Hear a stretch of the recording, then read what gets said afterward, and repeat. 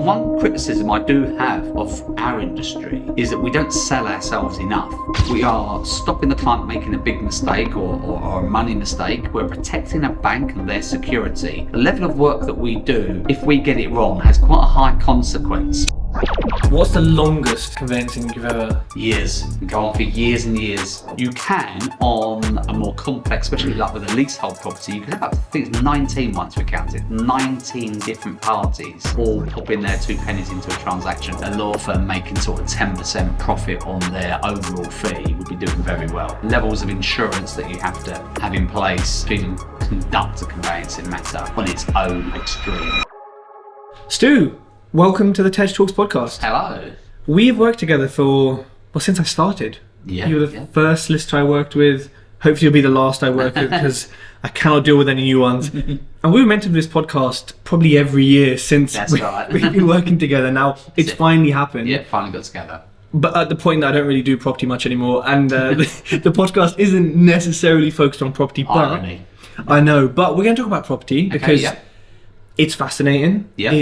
I think the legal aspect of it is very interesting. I know it can be boring and it can be very it's full of jargon, hard to understand. Yeah. But we're going to break some of that down today for people. Of course. And I've bought lots of property. You've done all the conveyancing. Yeah. Done all sorts of weird legal bits. With the cottage that we did. So I think it's still super interesting to we're just talking about fraud off the podcast, and I think it'll blow people's minds how easy it is to do certain things in this legal system, but how sometimes you can't even, get your driving license back in a month when you send it off, but you can do property fraud in a few weeks. So before we get into what you're doing now and the scale of your company, what were you doing before law and what got you into law? So after college, university was an option. I suffered a bad footballing accident, broke my jaw, and missed all the enrolment for university, and it was either a question of having a year out, and all of a sudden I stumbled across a course for conveyancing. So it was a CLC licensed conveyancing course, and I decided property sounded good. I'd already done A-level law, so I enjoyed the sort of contract side of things. And with conveyancing, people are always looking forward to doing something, where with a lot of other areas of law, they've suffered a problem or got a grievance. So with criminal, matrimonial, litigation, something bad's normally happened. Whereas with conveyancing, it's one area of law where people are looking forward to something happening. So I kind of fell into it, is probably the answer. That's a really interesting way of looking at it. And when I think of all the other laws, there's usually an issue. Yeah. There's not a positive thing. There's not, I'm buying a new house, I'm moving in. Exactly. That's really interesting. And then did you find that as you got into conveyancing, did the course, did it still have that positivity? Was it still what you expected? Not necessarily from the course, but it was actually dealing with clients. Because I think one thing that our industry often takes for granted is that actually you are pivotal to somebody's dream. They're moving home. They only move home on average 6-7 times in their lifetime. And you're a big part of that process. You're dealing with a very, very, very complicated English legal system that's very archaic, needs reform, which I think everybody would agree. And we have to work within those strict parameters and, hold somebody's hand, getting them from, putting an offer in to completing and being able to move into that dream home. So you're a big part of that process, and it's people's feedback and gratitude and joy that probably gives you the biggest kick. Yeah, that's interesting because, it is a positive position and you are having such a positive impact, but at least from a property developer's perspective, the perception of solicitors is not positive. No. Generally speaking, it's not as bad as, say, builders. It definitely isn't. It's miles away from that, so I'll give you that. What about estate agents? You know what? I think on par. I think agents have less power, which is why... we kind of can let them go and not feel too much. But with solicitors, we're like, we haven't got a choice.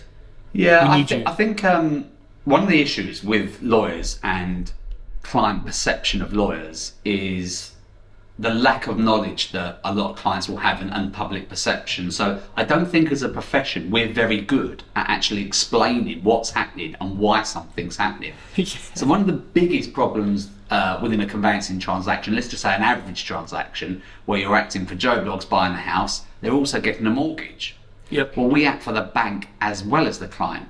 But the bank have criteria that we have to abide by, and we have to inform them if certain things crop up with this particular client, which is very borderline, so there'd be a bit of a conflict. So if the client tells you, I've just been made redundant, I should be telling the bank that the client's been made redundant, and all of a sudden the bank might pull that mortgage offer. Yeah.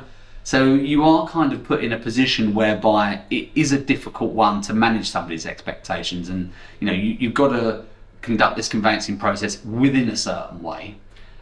You've got to adhere by various rules that form what's called part of the Law Society's protocol, and of course you get a plethora of rules from the banks as well, what they will lend on, what they won't lend on, and some of it's applicable to the client and some of it's applicable to the property. So unfortunately you're often bearing bad news as well as the good. Yeah, I think most of the time it is, I call it advisory news, should we say, where it's, I think maybe because I look at it as a business perspective. Yeah. You always say, Tej, I wouldn't advise this, but you're a businessman, so do what you want. But this is, legally I wouldn't advise this. And I think it's important that when people are working with you, at least for business transactions, so not their own home, but it's also relevant there, that they have to kind of take a view on it and say, well, that's a solicitor's perspective. Let me get my broker's perspective. Let me get my insurance. Let me get 100%.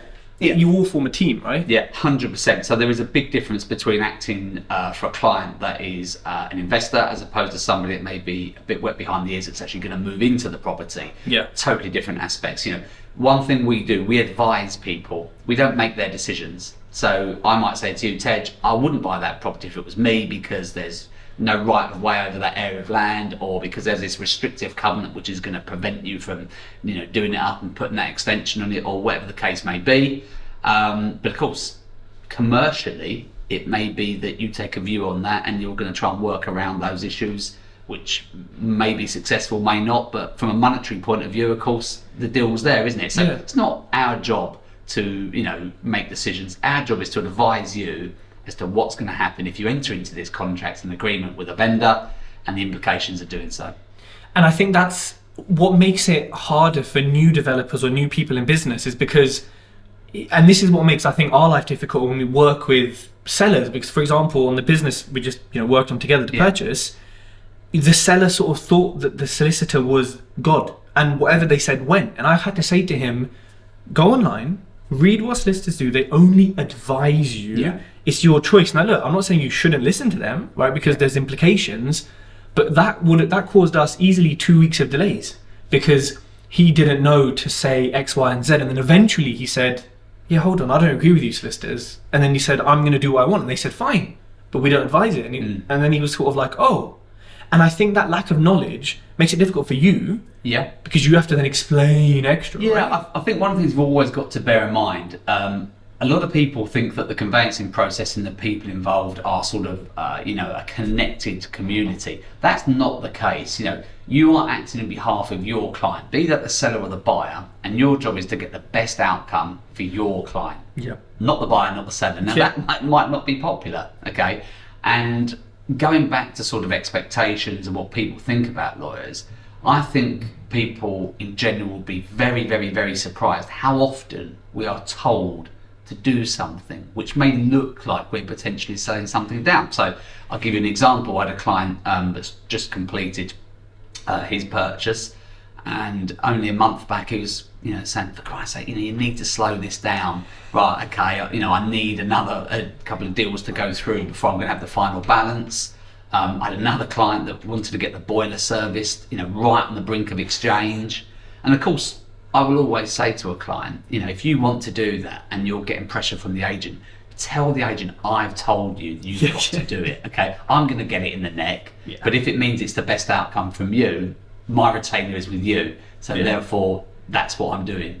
So it's a difficult one, isn't it? It is, and to be fair, I always want to complete quick. I don't think I've ever wanted to slow.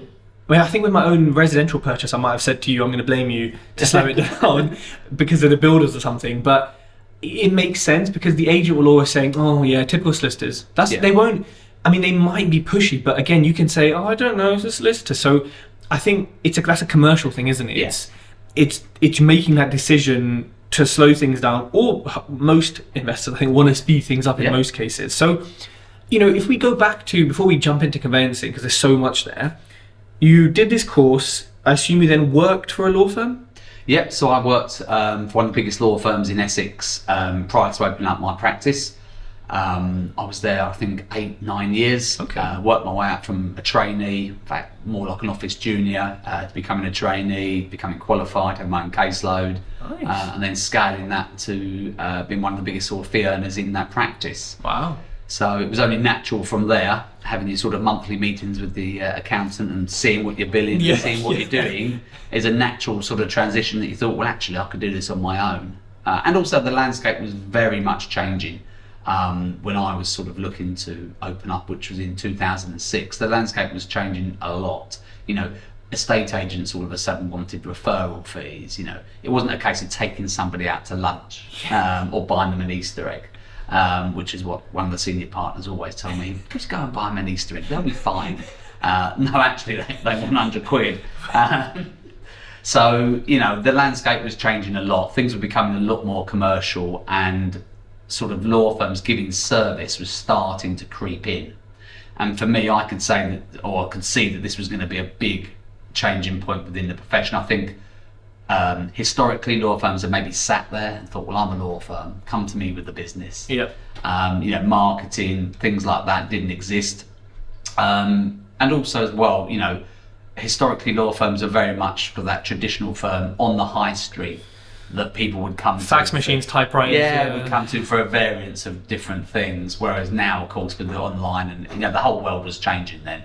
And of course, that came to fruition, and everything has changed, doesn't it? Yeah. And how old were you when you started PCS? 26, I think. I think at the time when I started, I was the youngest CLC full licence holder. Wow. That's probably changed now, isn't it? It's probably a little whippersnappers Yeah. in my head. Long since I would take me. About the time I was anyway, yeah. And starting your own law firm, you know, was it tough? Lots of red tape, or was it fairly straightforward back then? The red tape, and that was then. Now, even worse. I can imagine. Even worse. Number one, you've got huge issues with your regulatory body that you have to overcome to demonstrate sort of, you know, business structure plans and continuity plans. You know, you have to be very mindful that you're handling millions of pounds worth of client money and the protection of that. Right through to dealing with banks. You know, we discussed earlier about, you know, acting on behalf of a client's lender. We have to go on the panel of every single bank. There's a hell of a lot to do if you want to open up a law firm to deal with conveyancing, for sure. Is it, you know how, you know, some people used to think that, oh, you know, if I become a doctor, I'll be really rich. And then you looked at the hourly rate and how the NHS treat you and how the world is, and you're like, that's really not the smartest, easiest way to get rich. Yeah. Given all of the red tape and everything you've experienced and how successful it is now, would you say starting a law firm is a way for people to make a lot of wealth efficiently, smoothly? I was probably one of those people that looked at those figures and thought, wow, if I can build this on my own, I could make stack loads of money.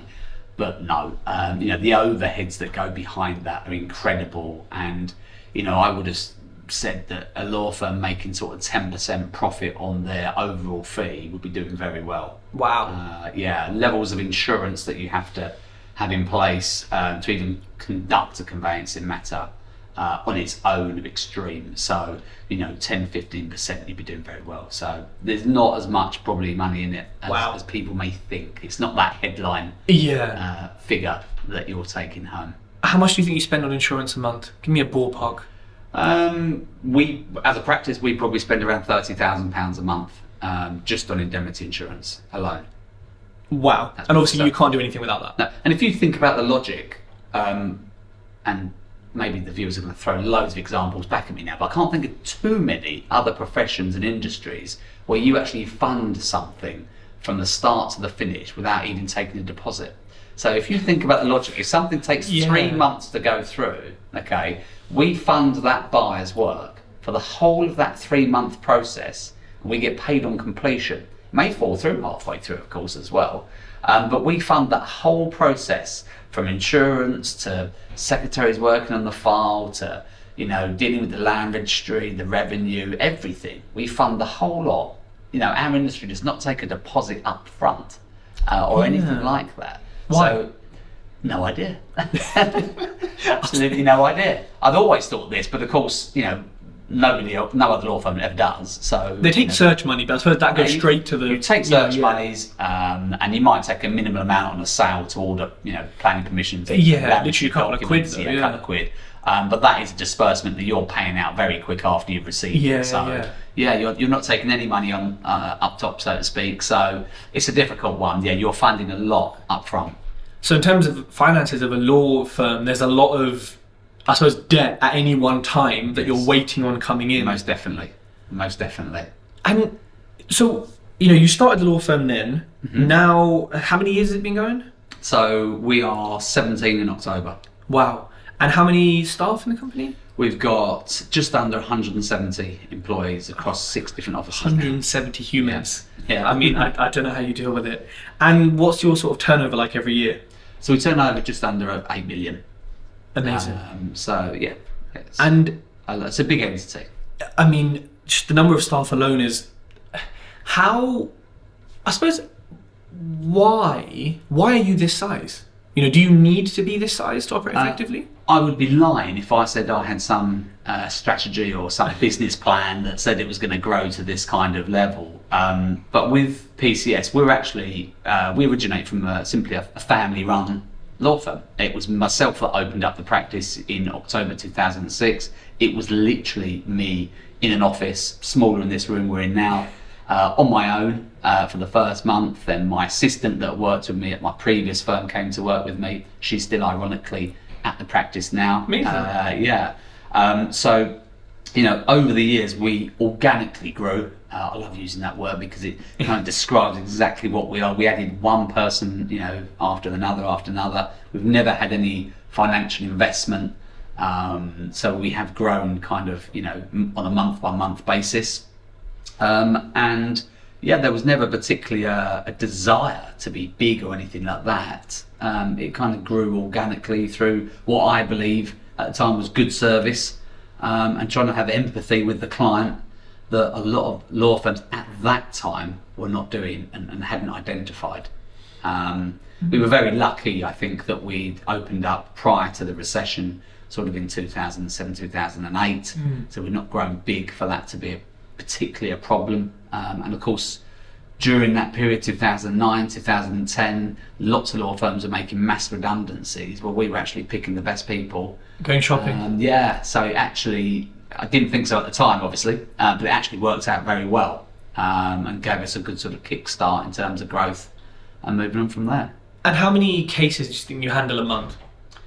I would say in terms of total cases, around about 2,000 a month. In terms of conveyancing cases, probably around the 1,000 to maybe 1,200 we would complete on.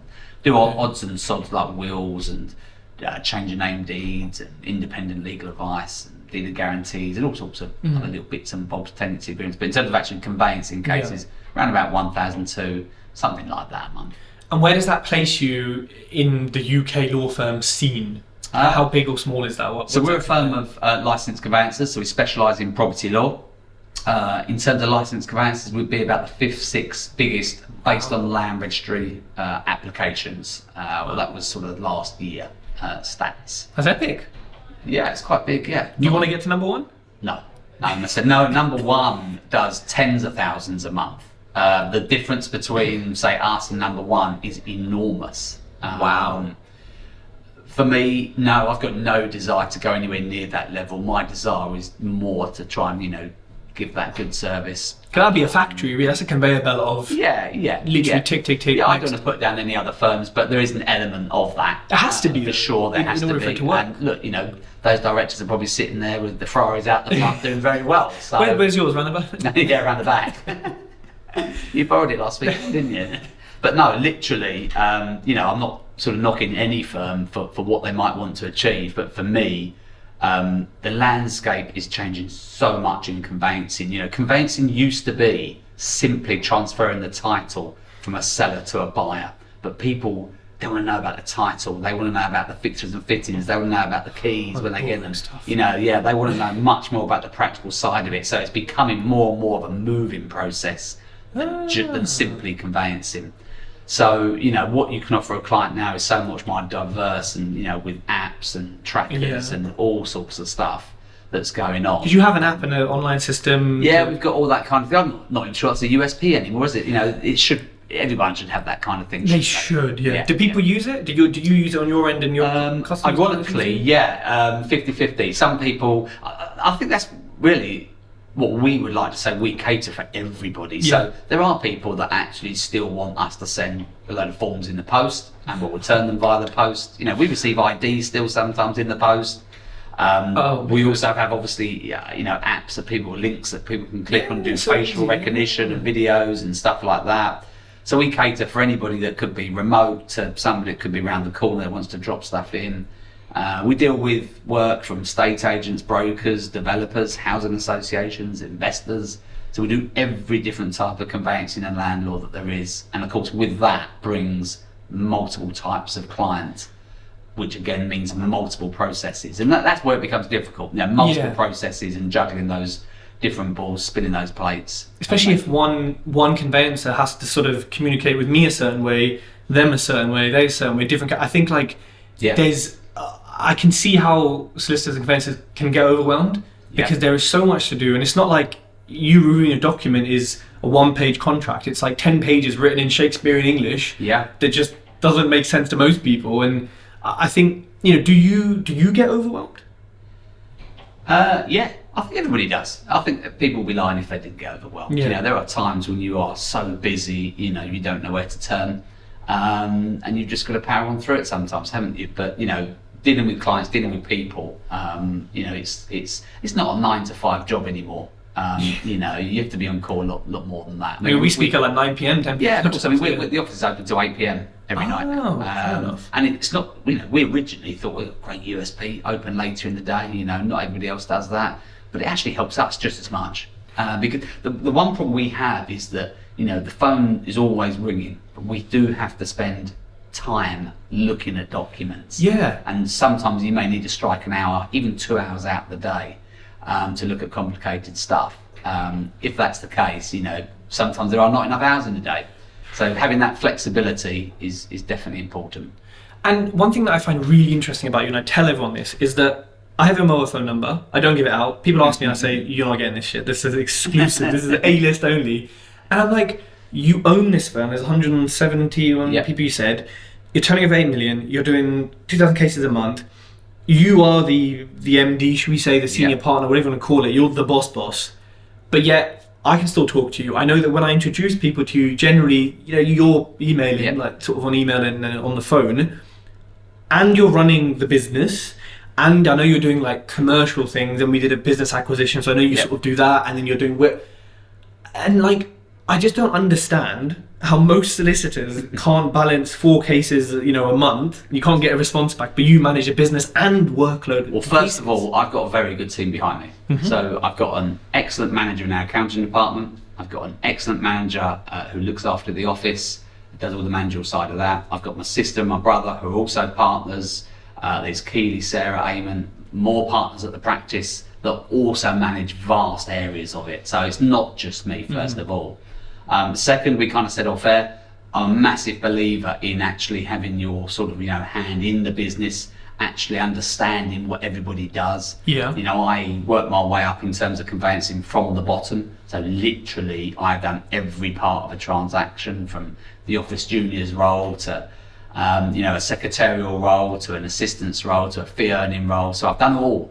So I know exactly how it works. And I have taken periods of time where I have really stepped back from a caseload, but I've always found that be very detrimental. I've personally, and I know it may not be a popular business strategy, so to speak, but I've always personally found having a caseload, albeit more limited than the average person, is very advantageous. I think staff respect you if you do the same job that they do. Yeah. And I think knowing what they do is very important, because you know how much pressure you can apply, what targets you can give. I came from a firm that I was given targets that were totally unrealistic. So there's a pointless exercise having those meetings, but I'd like to think that, I know that if I give somebody a target, that it's reasonable to expect them to be able to meet that. And of course, the law changes every 5 minutes, processes changes every 5 minutes. People change. So, having your hand in there, knowing what's going on means, in terms of staff and managing them, it's a lot easier.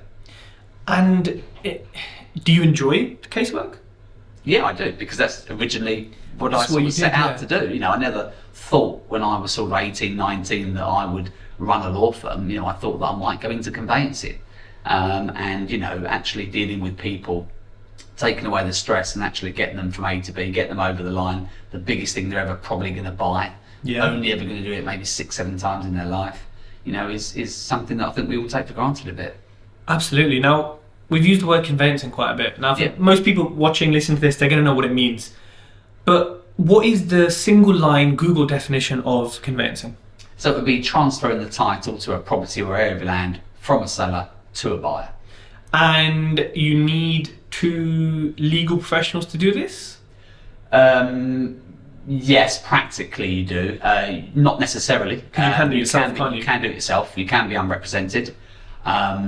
That in this day and age would be a nightmare. It would be very difficult. Especially with me, because I'd be emailing you all the time if you were the other side. Nightmare if you had to do it, I might as well just do it for you. Yeah. So it would be very difficult. But ultimately, a seller and a buyer both have separate representation. Somebody looking after them, looking after their interests in terms of the commercial industry that they're dealing with. Now, you're saying separate there. Now, I learned through you sort of maybe a year or 2 ago that actually they don't have to necessarily be separate law firms. No. You can dual represent, should we say, the seller and a buyer. Yeah. So a firm can dual represent, but an individual lawyer would act separately. So, for example, if I was acting for you buying a property, it would be a separate lawyer within our firm that would act for that vendor.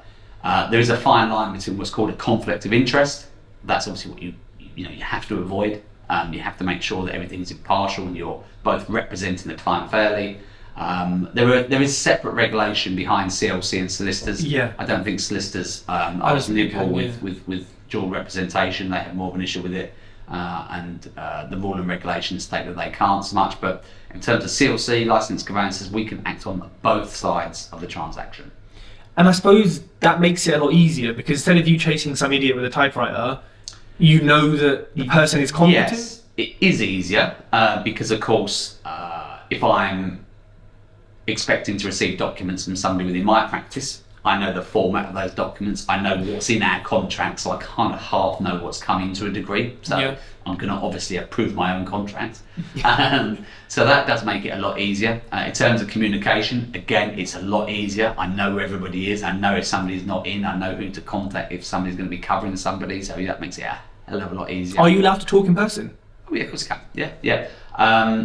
But always got to go back to the fact that you are looking after your client. So, it may well be that somebody on the other side to me has been told to slow something up, or they've not got it. And also, it might not be a purposeful thing. It may be that somebody is slow. As a lawyer acting for somebody, you can only go so quick if that client hasn't given you what you've asked for.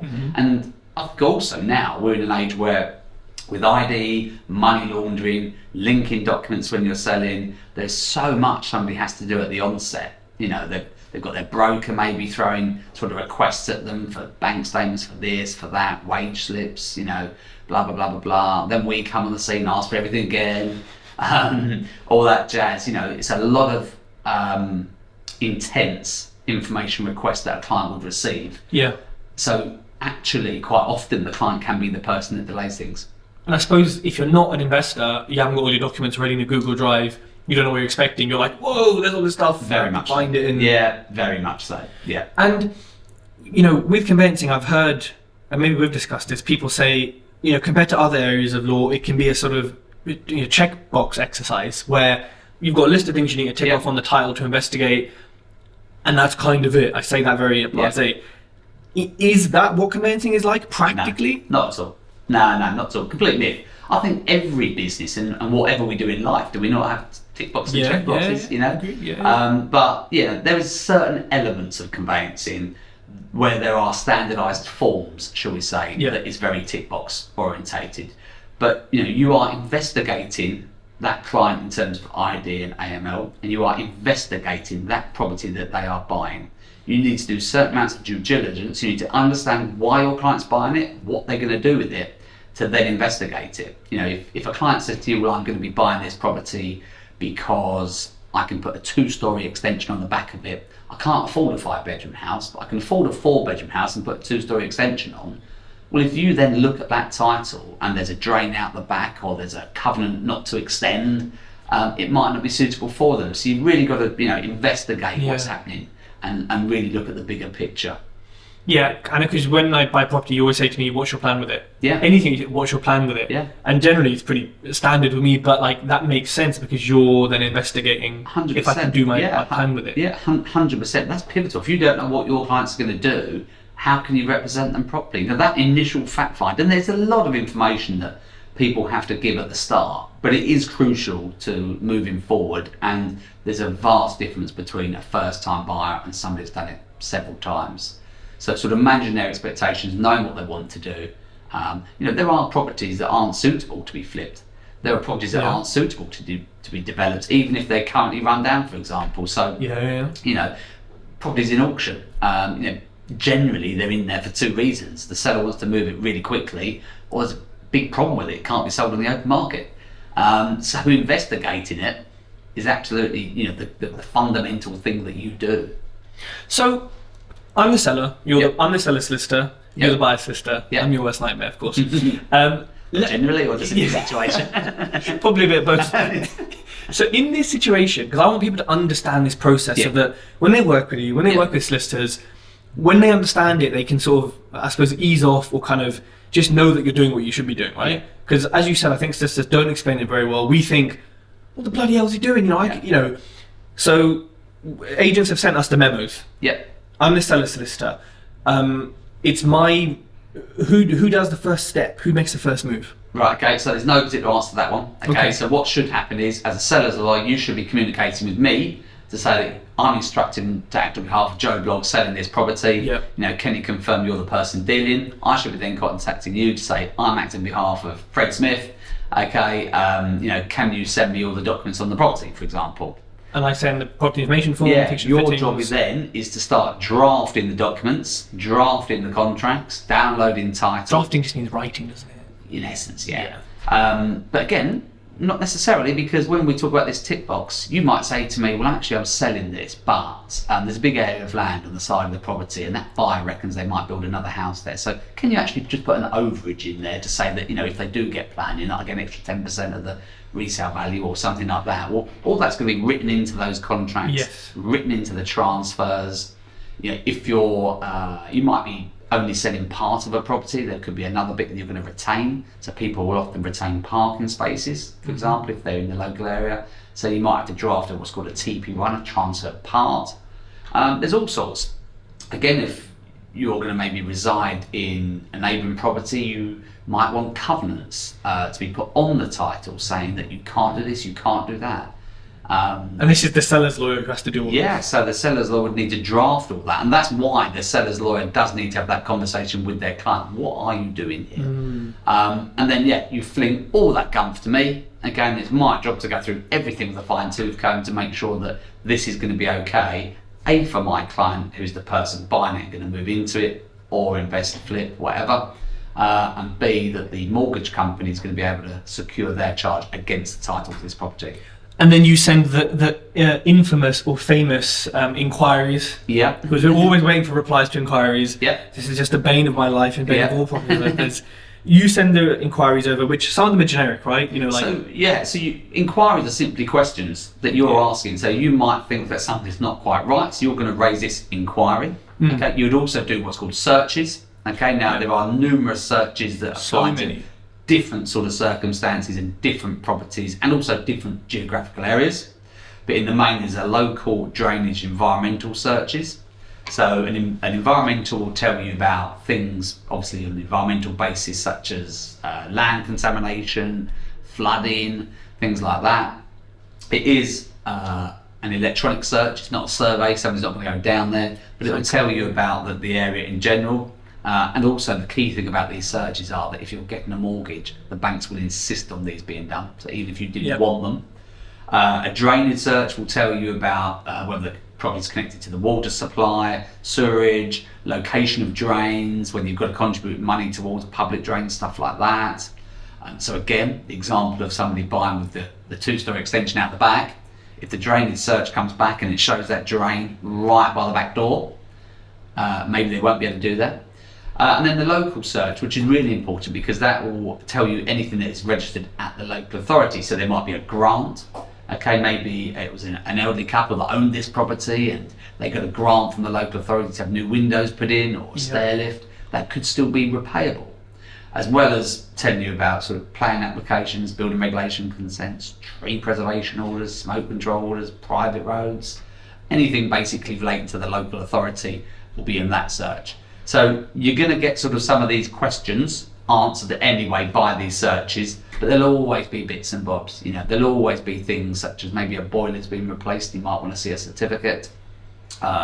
Again, you've got different clients here, because if it's a client with a bank, they might want to see that. I might say to you, Ted, are you bothered about this? And you might say, I'm going to rip it all out anyway, so I'm not bothered. So again, you've got to evaluate who you're dealing with, what your clients want and what they're going to do to see whether it's necessary to raise that inquiry. There is, and I think the perception that you're alluding to, some of these inquiries, are they all rubbish?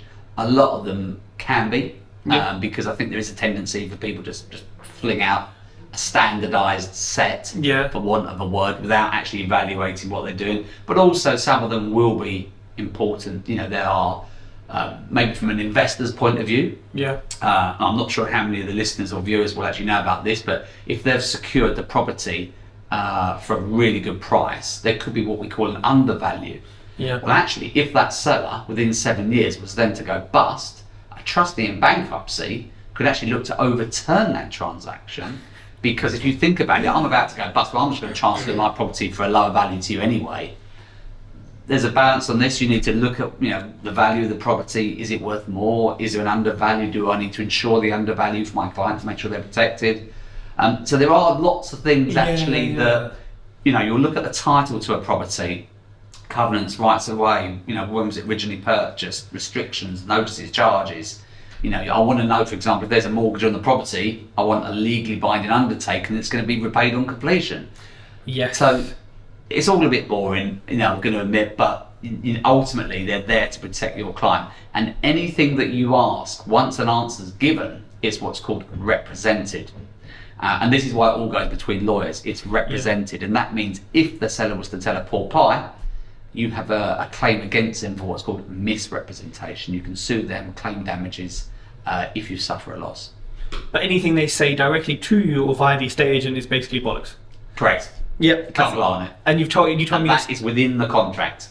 And you told me this early on, because even with the business purchase, the seller was selling me stuff, but I kept telling him, fine, but your solicitor, and he said, he's like, why? I was like, representation, Google it. Like, I suppose in property you rarely speak to the seller anyway. In most, I find it totally varies on different circumstances. But sometimes there'll be a relationship, especially if you've done personal viewings. If somebody says, I'm going to leave £2,000 in the kitchen drawer, you move in, it's not there. Unfortunately, not a lot you can do about that. That makes sense. No brown envelope. So we're at this stage. You've sent the inquiries. I've sent you the replies. We've gone back and forth. We're basically both happy with everything. Usually then you sort of deal with the bank, do their stuff, but at this stage we're pretty much ready to exchange and complete. Now, exchange and completion, I don't know, there all seems to be a bit of a mist or fog around Let's take one little step back, okay? One thing that is often a problem is when we try and simplify conveyancing, we're trying to put it in its own little box.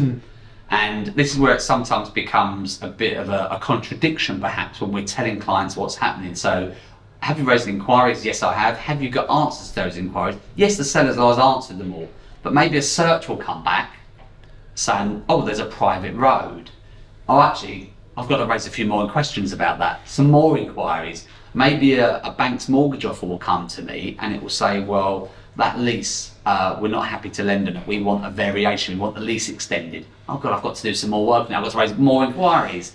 So it's not a static, it is a moving, spinning plate, whatever you want to call it. It's not static. Inquiries can be finalised and answered, and then more, unfortunately, can crop up. Depending on searches coming back, mortgage offers coming in, client might have a survey. The survey might reveal information about the property that even the seller wasn't aware of. Again, that would prompt you to have to raise inquiries. It's a dynamic sort of back and forth, unfortunately, which takes time because you have to review things, they have to review stuff, they have to... You can, on a more complex, especially like with a leasehold property, you can have, I think it's 19 once we counted, 19 different parties all popping their 2 pennies into a transaction. So you could have an estate agent, a buyer, a seller, a buyer's lawyer, a seller's lawyer, a landlord, a management company, a search company, the 3 different variants of that, a mortgage company, a residents association. It can go on and on and on. This is my nightmare. Yeah, management companies. There are so many people that can be involved. And don't forget, that's on one single seller and buyer, one property. Put this in a chain where there are lots of people selling, then buying, selling, then buying. You can have lots of people, and it only takes one, of course, to delay, and then everybody's delayed. And no one's on your schedule, everyone's on their own schedule. So they'll last minute, This is the difficulty. You can even find a chain is agreed at different points in terms of sale. So you might be sitting there, agreed this purchase, you're flying, but the top of the chain's not even sold yet. And this is why you've got to evaluate. When people say, why does it take so long? Biggest, most common question we get this asked all the time, why does it take so long? And it's because there are so many people that are putting information into this transaction or chain that, one person delays and everybody's delayed. Ridiculous. What is the average time for conveyancing in the UK? What do you state? We would say 3 months, okay, as an average. Oh my I know God. that's going to bring out the cold sweat. But we would say 3 months. I mean, during COVID, you're probably talking maybe 4 to 5 months. And that's average. But you do things in a couple of days sometimes? Can conveyancing be done? On the flip side, okay, if people don't have mortgages, and you say, right, okay, I've got all the information here, bang, I'll look at it, can you sign a contract, can you give me a deposit, have you got all the money ready? Some people are available, bang, bang, bang, okay, but obviously it's more limited clients that are in that position. But yes, it can be done that quick. And then... We did it in 1 day. Can be done on the same day. As long as the other side solicitors play ball, right? Because everybody needs to play ball. Seller, buyer, everyone needs to everybody needs to be available. I mean, in this day and age, how often are people available to drop everything? Not very often. No. So, but you can do it all in the same day. Would you believe? What's the longest conveyancing you've ever? Years. Go on for years and years. Because it was so complex, or because everyone was a bit silly? No, normally there are circumstances behind it. So there are different types of conveyancing transactions. So you can buy, for example, off-plan, off developers. You might find that you you exchange contracts within 3 weeks, but it might take the developer another 2 years to build before you complete. So that can go on for years. But equally, there could be a fundamental problem with the property that you're buying. That means that it's going to take that amount of time to. There's all kinds of reasons. We had one not that long ago where somebody had the benefit of a covenant. We wanted the covenant removed, but the actual person was in the process of, I think it was treatment for some variant of cancer. So you can get really personal reasons as to why things can rumble on and on and on. But it's the buyer's decision whether they want to stick with that or not. Because the fundamental part of any conveyancing transaction is that you put your offer in, you're not bound by it until you exchange contracts. Which is so painful. And so uncertain for everyone involved. In Scotland it's different, right? I think if you offer you can't get gazumped, or there's some different... It is and it isn't. Okay, so in Scotland you put your offer in, you're legally bound by it. However, in England and Wales we put our offer in and we're not bound by it, but of course in Scotland you've done your due diligence before you put your offer in. So you're kind of taking the process here. In Scotland you might be just moving it like that, which means you're a little bit there, it's closer, but ultimately, you've done a lot of due diligence before you get to the point of putting your offer in. And things may change. There's a lot of movement at the moment regarding property logbooks, upfront information, where maybe vendors will have to collate information so that a buyer's more informed. It should be like a car service book. On the blockchain. It wasn't that long ago we had something called HIPS. The Labour government brought in home information packs, where it was a seller that had to do the searches before they put the property on the market. I'm down for that. Okay, so the seller would actually produce this pack so that when a buyer was able to put their offer in, they could see the pack, they could go through the pack. Like an auction then, legal pack. Very much like an auction. And yeah, I'm assuming at some point when the government have appetite to change the system, how long that will be, God knows, but you know, they've probably got a lot on their plate with the remnants of COVID and bad maybe decisions regarding budgets and things like that. But yeah, you know, at some point I'm assuming, you know, it's going to become mandatory. Unfortunately, until it becomes mandatory, you won't see that change. There's a lot of movement trying to promote the change. We in the office do upfront stuff. You know, we do what's called a fast move service. So we try and promote the vendor completing and compiling the information when they put the property on the market, not when they've sold. We try and promote a buyer coming to us straight away so we can, you know, do their ID, their AML checks, get a mortgage offer agreed in principle, so that when the client goes to view the property, they're what we call legally ready. So if a vendor's got 5 offers and all around the same price, you might be tempted to go with the one that's legally ready that's ahead of the others. Yeah, exactly. So we try and promote that, but I think until it becomes mandatory, you're not going to see a great deal of change on the time element, I'm afraid. I think properties need like a property passport, maybe on the blockchain, so it can't be, 100%. you know, there's a lot of frauded, etc. A lot of movement for this. I suppose, I mean, you have such a antiquated dinosaur system that to pick it up and make it digital is like, I can't even imagine everything that's going to go wrong, and the issue, like it needs to happen, but it's like the biggest band-aid ever, like it's painful. So go back to that process then. We've done our bit back and forth. We're ready to exchange. Yes. Now, exchanging completion, like I said, it seemed, you know, at least before I understood it from you, was just this like, ooh, what are these solicitors doing? What is exchange? So I'm ready, you're ready, what do we do? So basically, as a seller's lawyer, you've done all your drafting, you've done everything that a buyer's lawyer has asked you to do. And as a buyer's lawyer, you've got to the point where you're happy with absolutely everything. Okay, so you think, great, I'm happy with this. I've got the client to sign a contract, I've got the client's deposit. Okay, so I'm going to exchange. I'm going to commit that buyer to buying the property. I'm going to make the contract legally binding. Because previous to that, even though a seller and a buyer probably signed the contracts, they sign it in preparation for exchange. When you exchange, it is simply, would you believe, a 10-15 minute phone call between a buyer's and a seller's lawyer. Okay, where you go through the contracts and you agree various formulas and bits and bobs like that, which are implied undertakings. An undertaking is a legally binding promise. So when you commit to something, the lawyers then have to do things within certain times, etc. When you put that phone down, you've marked the contract up, both parties are legally bound, you've exchanged. And you send money on the phone? Like you send it whilst you're on the phone? No, because that's the implied undertaking. So the undertaking is when I put the phone down after we've had this conversation, one thing I'm going to do is send you the 10% deposit by bank transfer or however you've agreed it. One thing I'm going to do is I'm going to send this contract to you as well. So you've got my client's contract and I've got yours. So the formulas are undertakings that rather than actually, you know, schedule them out in the contract, right, you know, I hereby undertake to do this, I undertake to do that, use a formula called A, B or C, and that sort of schedules it out for you. I always find it weird it's on the phone because you love things in writing and you love things being like provable. So I assume the phone call's recorded and no one ever sort of lies because it's. There wouldn't be anything you lie about particularly because the parameters of the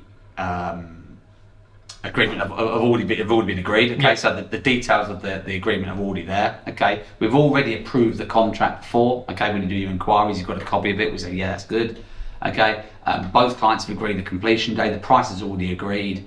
One of the things at that point that is quite important that does need to be agreed is the completion date. So it might be, you know, a week later, 2 weeks later, for example, which is probably most common now. When you've agreed all of those details, you exchange product, that gets inputted into that contract. You know, there's not a lot that's not been agreed by the time you come to exchange. Fine, so it's kind of a formality. Yeah. And then because there's a transfer of money, a consideration, that then makes the contract in force, whereas before that there wasn't, so it's not in force. Yes, correct. Then does that apply to all contracts? That there needs to be a consideration in the world? So any contract that you sign with someone, until there is a consideration, a transfer of money, it could be £1. Yeah, exactly correct. That's why a lot of agreements you will see consideration at £1. Yeah. Then does that mean that? But that doesn't mean that. Depends what the contract's for. But Yeah, because I'm thinking a contract between me and someone to supply me water every month. No. If you're buying a product, okay, then there'll be consideration in that contract. Yeah. Fine, okay, that makes sense. And so we've exchanged. Yep. We're completing in the next many days and time, Yep. and that has to be set at completion. Yeah. So again, when you're advising your client, one of the things in the contract will be permutations around the completion date. So most people that are just dealing with a residential sale or purchase that are moving in and out, okay, they'll have what we call a fixed completion date. They've agreed in advance that they're going to complete on Friday the 13th, for example. Not many people do, but they've agreed that they're going to complete on Friday the 13th. So, you've made them legally bound to pay that price on that date. And then you'll do all your prepping before the 13th in terms of getting the balance of the client's money in, your mortgage advance in. You'll do more searches against the title, because if this has been a 3-4 month process, you looked at the title when it was first downloaded and the sellers first prepared it all that time ago. So you want to make sure that it's not changed, number one. And number two, really importantly, you're going to freeze it. You're going to get what's called priority over it. And that means only you can change it. Because at this point, the seller is the owner of the property. They could go and put another mortgage on there that you don't know about. Of course. So you freeze the title, get what's called priority. For example, if you're getting a mortgage, you have to do what's called a bankruptcy search. Because again, when the client applied for the mortgage, that could have been 2 or 3 months ago. Their financial position could have changed over that period. So we do a bankruptcy search to make sure nothing's happened. We also do all that preparation in terms of financial statements.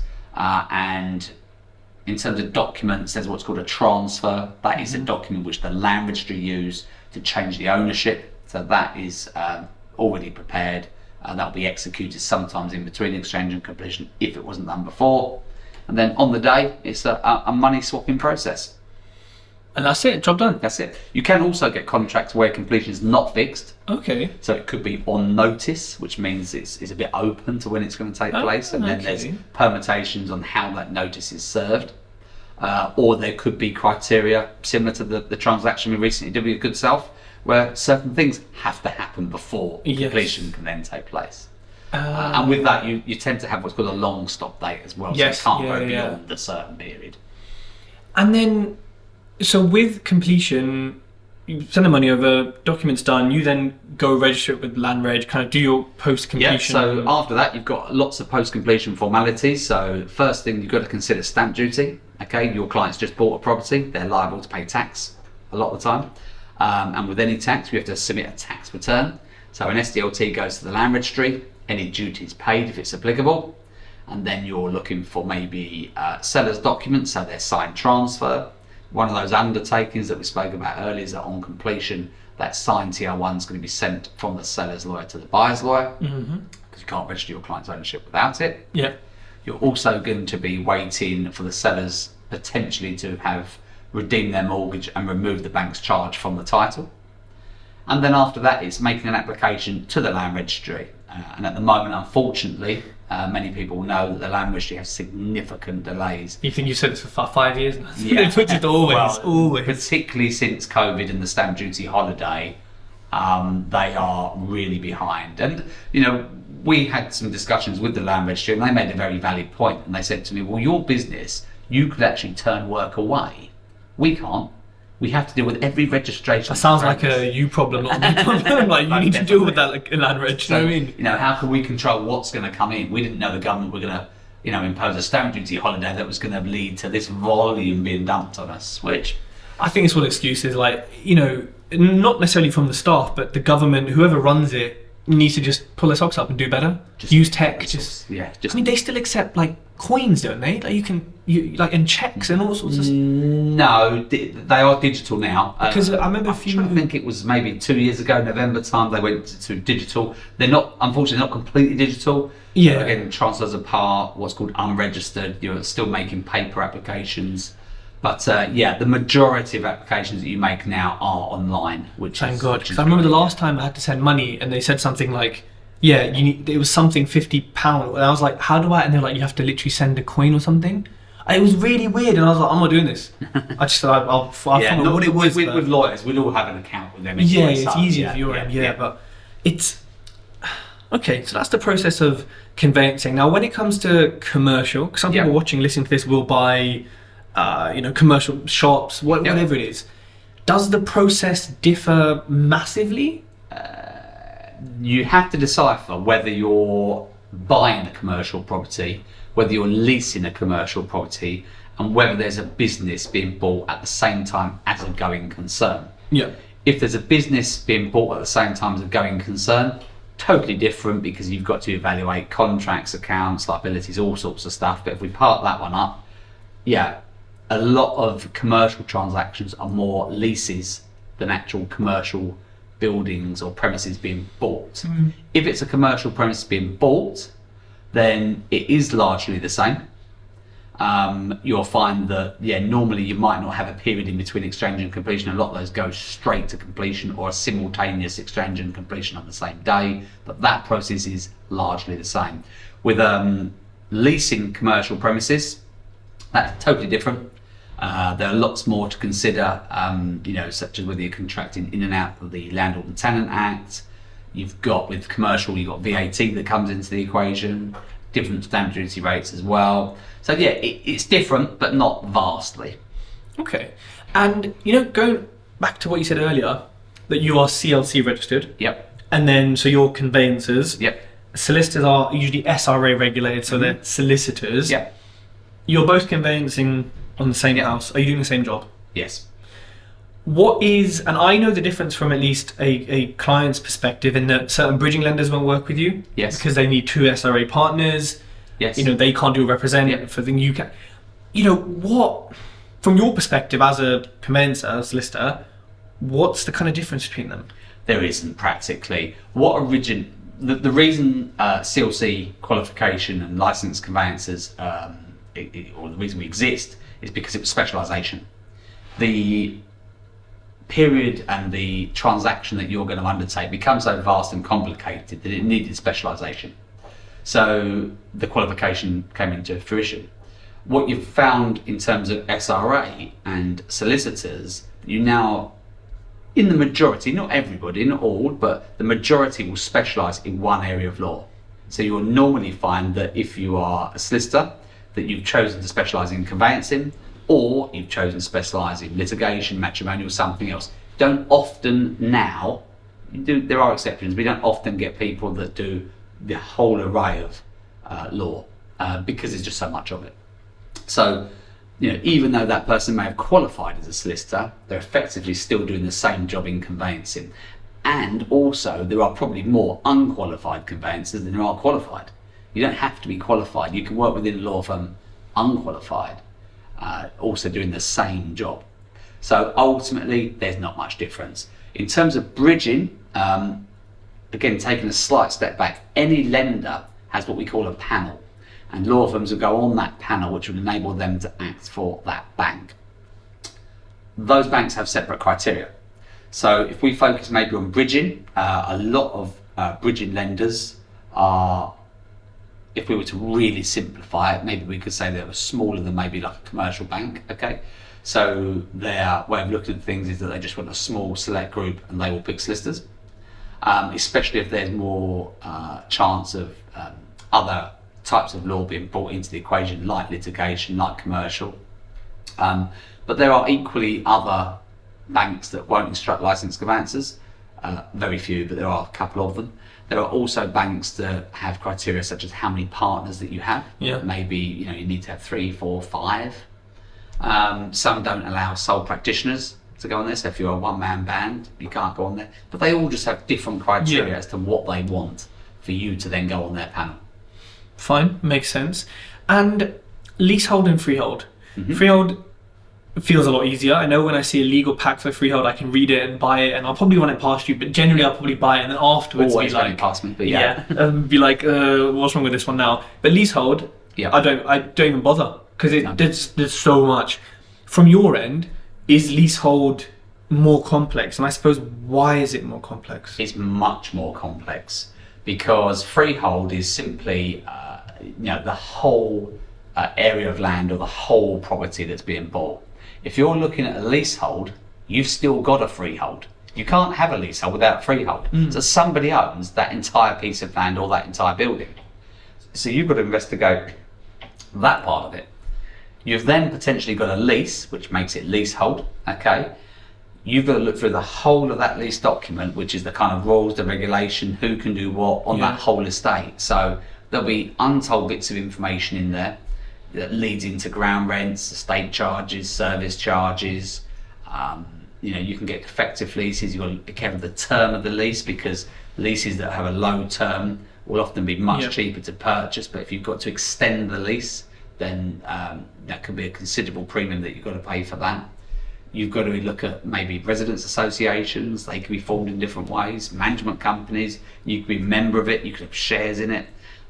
Yeah, they're totally different. They're a lot more, I mean, to put it into some kind of, I don't know, to quantify it, there must be at least a third to double, again, as complicated and time consuming to conduct as a lawyer. I mean, that's what it feels like even to me reading the legal packs, because I just open them and I think the language as well seems more complex. There's just more things to read about, and it's... Most definitely, yeah. I just say to people, look, I don't even bother. I'm just like, just give it... If you've got a house sitting on a plot of land, okay, you've got to evaluate rights of way. Well, you've only really got rights of way, sort of, how am I going to articulate this? From going from maybe the public highway onto the area of land. Yeah. If you've got a big block of flats, you need a right of way to go from the public highway, potentially into the car park, which could be underground. You've got to be able to go up lift shafts, up stairwells. You might have a bin store over there, a bike store over there. You've got to have rights of way to go over all that. And then that's just you. You've then got the landlord that has the rights of way. You've got management companies rights of way. You've got other occupiers that have rights of way. They all intertwine. So it's a lot more complex. And I got a question here from Shaz, who my mortgage broker. He said, legalese, why do you lot love talking like you're 1500s lawmen? Do you enjoy it, or is it just the language of law is just such... Let me just think how to answer this one. So, I would hope that I don't speak like that. No, not right, you don't. I would hope that I don't speak like that, and I always try and transfer the information that I want a client to understand in the most simplistic way possible. Yeah, you do. There are a lot of lawyers that do speak like that. Whether that is specific to law, I don't know. I think there is a proportion or a certain percentage that that is the case. And one criticism I do have of our industry is that we don't sell ourselves enough. Quite often we are, in most cases, we're actually solving problems. We are stopping the client making a big mistake or a money mistake. We're protecting a bank and their security. The level of work that we do, if we get it wrong, has quite a high consequence. And we don't sell that enough sometimes. We don't say, somebody will ring up for an update, oh yeah, I've got these answers to inquiries in, I've done this, I've done this. Sometimes it's, this is a big problem actually, because there's not a right for this property to have electric, or there's not a right for these drains to be there, or there's no build over agreement. But what I've done is I've looked into this, I've gone to the local authority, I've got this agreement, I've found it, I've done this. Yeah, actually there is a build over agreement, there are rights, it means they've got to put it right, blah, blah, blah, blah, blah, blah. But okay, they don't sell what we're doing enough. We're not telling you, the client, there was this problem, it could have prevented you from buying the property, but I fixed it. Okay, and I think maybe as a profession, if we did that a lot more, I agree. We would have a lot more gratitude, and I think that people would have a bigger understanding in terms of the importance of what we do and generally what we do. Whereas at the moment, I think lawyers are poor salespeople. We don't tell client enough what we do, and we don't big ourselves up enough. Lawyers have a certain maybe personality, okay, should I say, that we just solve problems. We don't boast about it. And I think sometimes that is our downfall as well. No, I agree, and I think maybe sometimes you have huge caseloads, you get enough business that maybe people think, well, why do I need to make content and talk about it when I'm getting enough? The other issue you have, if you have a big caseload, I would suggest that an average caseload may be 30, 40, 50 matters a month that you're dealing with. That's how many people you're talking to in terms of clients. A lot. Well, they're all going to be exchanging and completing at different times, because life doesn't work in a nice organised way that today I might look through 5 contract packs, 5 exchanges, set something up for completion. What you get is 20 completions on the same day, okay? So the problem you've got is if you're dealing with those 20 completions, you really don't have time then to talk about the person that's just, received their fixture and fittings form and wants to talk to you about what's left. So this is the balancing act, and this is what makes it very difficult. On a given day, you don't really know at the start of the day what the day could hold. If you had 5 completions, you might think that's an easy day. Not 5, not too bad. Last Friday I had 25, but last Friday they all went through no problem. I might only have 1 completion, but I'm acting for the vendor. He won't move out the property. Okay, I've got the buyer's lawyer on the phone. The removals haven't turned up. I'm now got the buyer's lawyer threatening me that he's going to sue our client because they're breaching the terms of the contract.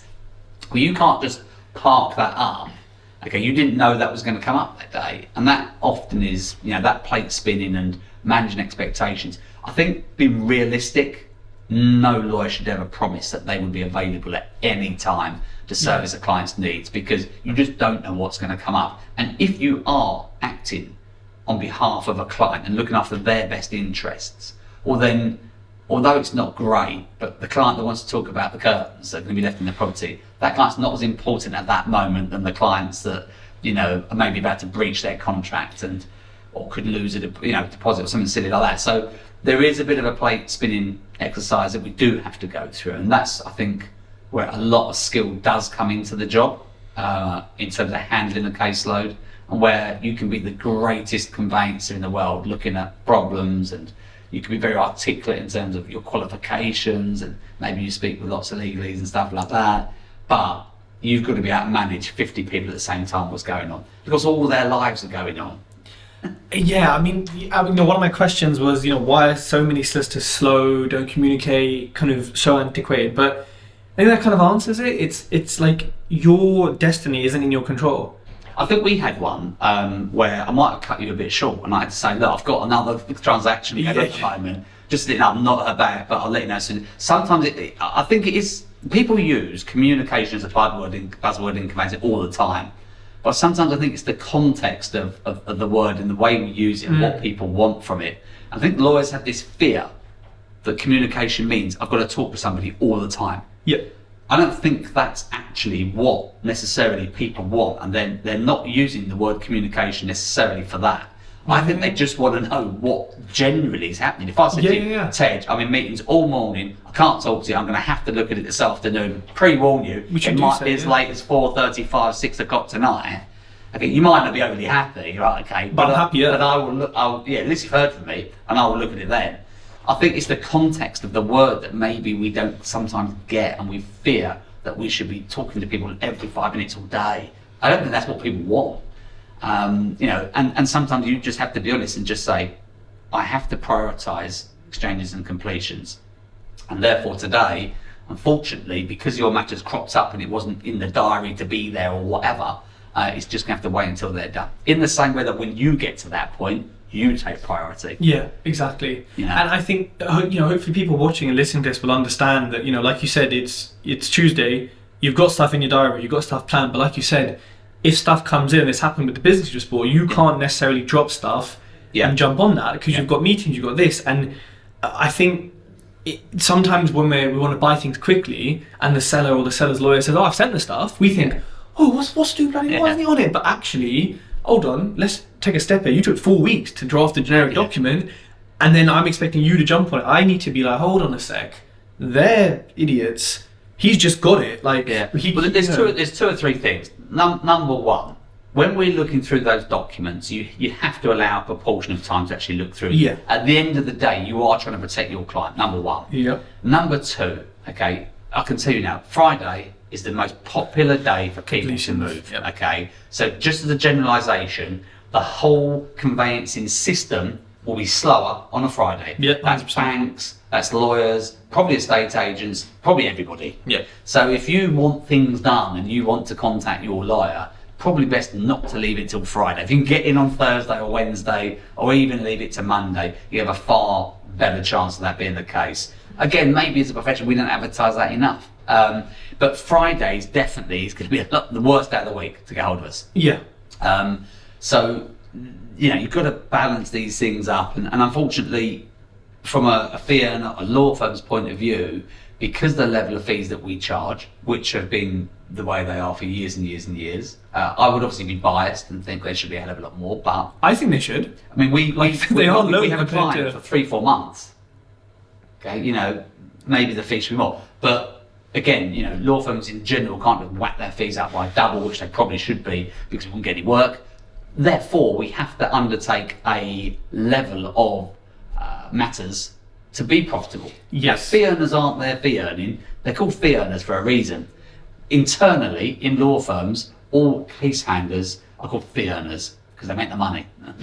And therefore, to make the money, there's a certain amount of cases that they will have to do. That will differ totally from law firm to law firm. Mm-hmm. For example, at PCS, we have different departments, front and back end, that we try and suck a lot of the work away from the fee earners. So maybe our figures might be higher than, say, a law firm that may, a fee earner might give the quote, convert it, might deal with the revenue, the land registry at the end. They might do the whole thing start to finish, for example. And then their figures will be lower. But either way, the theory is still there that they'll have to do a certain amount to be profitable. And therefore, when you are dealing with volumes of people and matters in any business, there is a juggling act that you have to entail. It makes sense. It's simple economy, simple maths. Yeah. I always say I'd happily pay more to get a better service. If everyone upped their fees and the whole landscape changed, I would say most investors, as much as we complain, if we got better service with it, we would. I know all people I know who are serious developers would pay more just to get it done quicker, because that cost is so small compared to my bridging cost, compared to my other cost, my builder cost. So, it makes sense. And we have a platinum service that we advertise, and a lot of the time I do say to clients, actually don't bother. Right, okay, don't bother paying me that extra 300 quid because your transaction is of this ilk that actually I've got zero control over it. Because you've still got to go back to the fact that you can pay whatever, you give me 10 grand fee, okay? But if I've got no control over that seller, it's true, and no control over that seller's lawyer, two big problems, then doesn't matter how much you pay me, I'm not Superman, I'm not going to be able to affect the length of time that takes. And this is the difficulty. This is true. Now, to sort of round off the questions, speaking about solicitors talking to each other, not talking to each other, why do I keep getting threatened with litigation from these solicitors that we work with? What is it about me? Well, this could be another podcast entirely, I think. But, number one, you have a retainer with your lawyer, okay? So, for example, when I act for you, my retainer's with you. You say, Stu, I want you to do this, I want you to do that. We act for you, your best interests. The other lawyer may be doing exactly what his client has asked him to do. You do not have a retainer with him. That's the key. And I know through personal experience and the volume of clients that I've dealt with for the last sort of 26 years, that there are plenty of occasions where you get asked to, for God's sake, don't tell anybody this, I can't get the mortgage, or I need another 3 salary payments before I've got anywhere near the deposit, so you have to drag this out. Any chance you can put the handbrake on this, because I'm not sure, I've just seen one around the corner, I think I prefer it. There are loads of reasons why you get told to do something or not do something. Another one, again, slightly different, because not maybe necessarily to conveyancing, but a lot of time you might, say, right, okay, this is a business transaction. I might say, right, my bill's going to be £1,000, £2,000. Right, okay, client doesn't pay it. Therefore, I'm not sitting there doing anything at the moment until such time as you pay my fee. I'm not going to tell the other lawyer or Ted that my client's not paid the fee, because that's, that information is confidential. So sometimes, if we're moaning about other lawyers, we have to be careful that actually they may be doing zero wrong. They may be doing exactly what their client has asked them to do. Not saying in every single case. Yeah, because on mine, I think this list that's probably a very lawyer answer. That is a very lawyer answer. But it's funny, because the second I email them, they respond.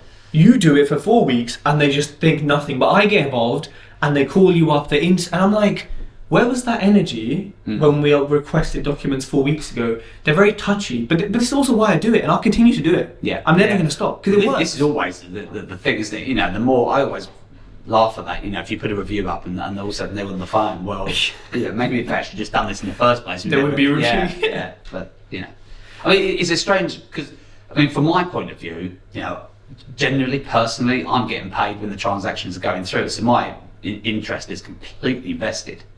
You could argue that maybe somebody takes a salary. Our industry is not synonymous with bonuses or commission. Potentially, if there was a commission element, maybe things would go through quicker. Who knows? Yeah. But I would say, and this is totally contrary to maybe what you think, that I would say that most lawyers are working to the best of their sort of capacity. You have been particularly unlucky with some of yours and some of the transactions that you've undertook.